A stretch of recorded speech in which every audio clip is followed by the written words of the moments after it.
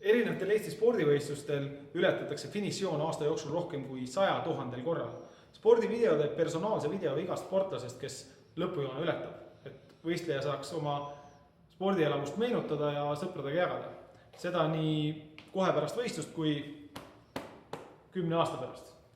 Meie tehniline lahendus viib kokku võistluste protokolli võistluste videomaterjaliga ja lõikab vastavalt osalejate arvule sellest 10 kuni 10 000 videot. Me oleme sel aastal kohal kõikidel Eesti suurematel spordivõistlustel, Tallinna maraton, Tartu maraton, Võhandu maraton ja nii edasi.